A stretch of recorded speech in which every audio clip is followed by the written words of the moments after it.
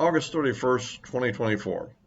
Well, another month is over at the end of this day. I want to do an update on the campaign as I see it right now. Um, Basically, as the latest polling has come out, looking at, with RFK Jr. out of the race, but still on the ballot in various places, um, it's hard to know what the impact of somebody who's no longer running will be. The other independent candidates are running, although I don't know how much publicity they get. You always have the libertarian vote. Perhaps the withdrawal of Kennedy will actually help Mr. Chase, possibly. Who knows? But anyhow, right now the Real Clear Politics average is, I think, at 1.8, I think, in terms of just the Harris versus Trump, which may become the more relevant one now. Uh, at one time, Kennedy was a significant third-party candidate, but obviously he's pretty well shrunk into insignificance now. I think the number of people who will vote for him is basically going to come down to people who are largely voting for none of the above, essentially. He's endorsed Trump, of course, but some of the Democrats may now just go to Harris. So, I've always been a little bit doubtful whether or not, what the impact of this would be. Would he actually hurt the Democrats more or the Republicans more? Some of the polling might suggest it's really hurting Trump more, even though he pulled out and endorsed him. But it's so marginal at this point, it's hard to say. So at any rate, that's kind of the way I see that. Right now, Harris ahead by about 1.5 points. If you throw out the ones that were taken before the convention, I think those should be pretty much just thrown out, because the post-convention and mostly post-Kennedy pulling out, I think, are the most relevant ones. And if you average them up, I think it's 1.5% advantage for Harris, which, by the way, if that were the real popular vote nationwide in the real election, would mean it probably almost certainly mean a Trump win.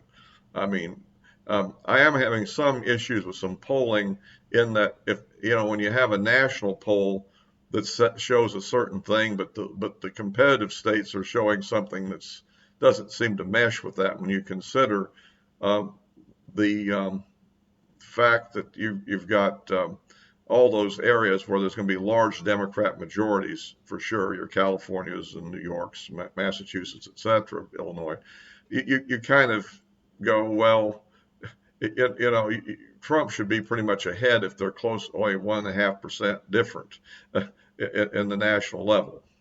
So at any rate, so that's kind of the way that goes. And there are some interesting things. I mean, the Rasmussen poll is always becoming the standout poll, showing Trump actually ahead by 2. He shrunk a little bit since the last poll, but so I think that's the end of the convention bounce. Seems to be about 1% for Harris, basically, maybe at most. So she didn't get much of a bounce out of it, because most of her bounce occurred when Biden dropped out and it became clear she was going to be the candidate, and not due to anything that's happened since then. So if you like these videos, please give me a like. It helps with the algorithm, and you can, and of course, you can subscribe. We're looking for more subscriptions. Everyone helps. And of course, as always, I do post this on Rumble as well, for those that subscribe there or are more inclined toward that. So, so that's kind of where we are. An interesting aspect of the Rasmussen, which is, I do think there's one thing about it that most of the polls are conducted by a human being calling people up on the phone and talking to them, where this is a recorded voice where you simply punch the number or whatever. I guess 1 for Harris and 2 for Trump, or vice versa. I've never been polled by him, so I don't know exactly how it goes. And so if there is a thing called the Wilder effect, and given the fact we now have a black woman candidate, or biracial, I guess you'd say, candidate, you might have a situation where the so-called Wilder effect would actually be in play, where people might be inclined, if they have a degree of sensitivity of how they appear to somebody else, and aren't a hardcore cap wearing Trumper, might just not want to admit that they're actually voting for Trump, and they might either say some other candidate or they might even just say Harris. And so, that could be coming into effect now. It could explain some of the growth in the Harris numbers, since she became the Democrat leading candidate, because and this goes back, to the history where there was a black man running for governor of Georgia, Virginia. Sorry, I apologize. And a named Wilder, and the polls said he was going to win, and he actually lost. So we feel that there was some racial sensitivity there, that people felt guilty or something that they weren't supporting him, but they didn't. But we don't. But that may have gone away in the decades since then, post Obama world. So at any rate. But I'm just saying that's one thing that could be a factor here. And of course, the Rasmussen poll should eliminate that, because you're not answering to a person with a voice at all. You're not even speaking. You're just punching a button on your phone. So, whereas the other ones you'd have to speak, and maybe that would have some inhibition. The other idea was just to say it's a biased poll or something, or maybe its methodology is not as good. On the other hand, historically, it's actually come out pretty accurate compared to many of the other polls. So don't discard it. I don't.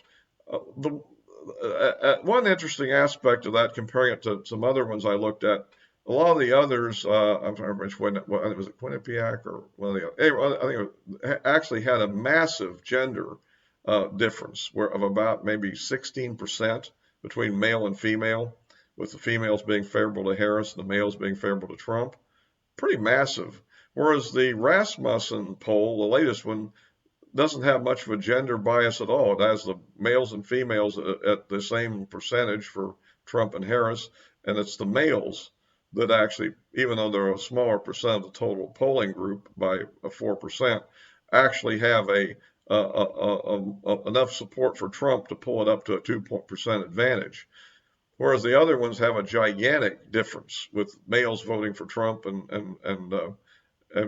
females voting for Harris, and both of them had, one of them had a Harris at +1, and the other one has Trump at +2.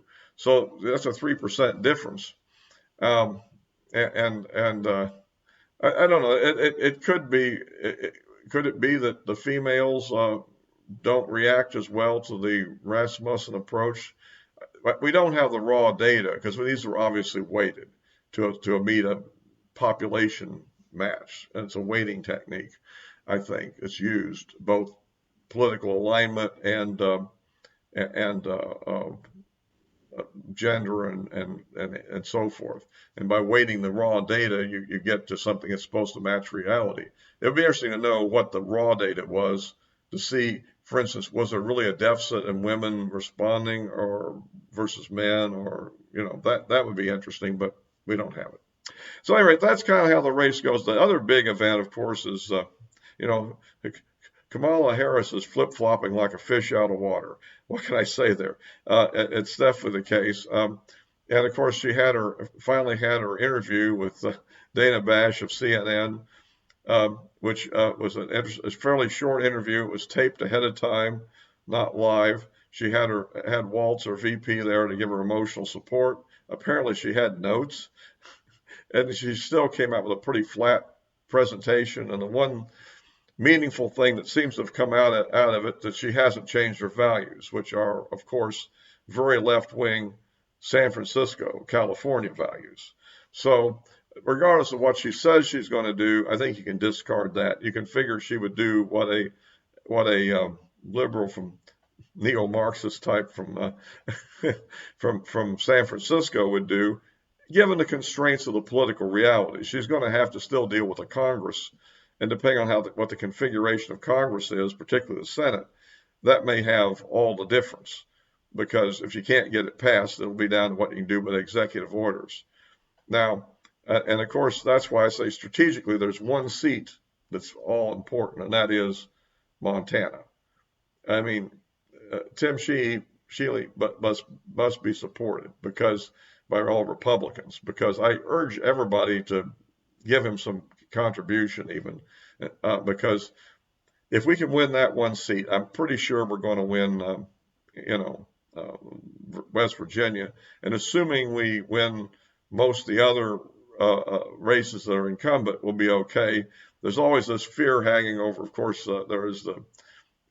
It does look like maybe we're making some progress in the Michigan and Pennsylvania races more than we've seen before. Right now, it looks like Arizona could be a lost cause given that Lake's perennial lawsuits claiming she'd won may have just kind of soured people on her. I think if she just walked away from it after initial recounts and maybe one suit and then dropped it and said, well, I'll see you again in the next 2 years, I think that she'd be in a much better place today than she is right now. Because she was very, very competitive in 2022 and now not so much. So anyhow, that's kind of the situation as I see it. We're, but I do think that the Harris performance in that interview, and then we can look forward to what her performance is going to be in the debate on September the 10th, could give Trump some real advantages. I think she's peaked, as I've been saying pretty much, and a lot of even what we see now could be statistical fluctuation as, a liberal poll comes in and a conservative poll drops back or whatever. There's some other ones I'd like to see that I haven't seen lately, and we'll see what they do. But leaving some of the ones that tend to be more extreme, you're still looking at about a 1% race, 1 to 2% race, one way or the other. Okay, the other thing we got to face here coming up for Trump, which isn't so, is the September the 18th. He's scheduled to be sentenced in his the trial in New York on the record falsification charge that was manufactured into a felony when it should be a misdemeanor and should have not even been brought because there was no falsification, because he just charged. Basically, we're talking about he basically entered his official record keeping the so-called NDAs that he had on Stormy Daniels and the other lady whose name I forget, as a business, as a legal expense, which it was a legal expense. It's a felony to not have an extremely granular thing to break out the type of legal expense. Anyway, but that's going to happen, and I would anticipate the judge is going to sentence him to prison, and presumably after that he will appeal and will be endeavoring to stay out on bail while he appeals, and probably will get that, I assume.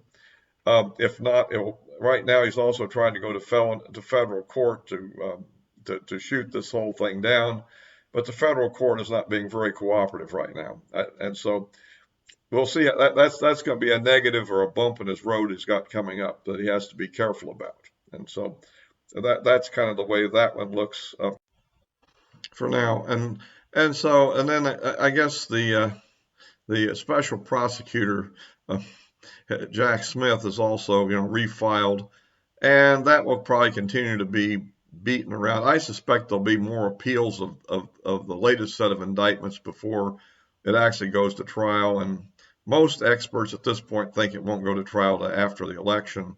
So, and of course, the strategic thing about all of this, of course, is keeping Kamala Harris from becoming president.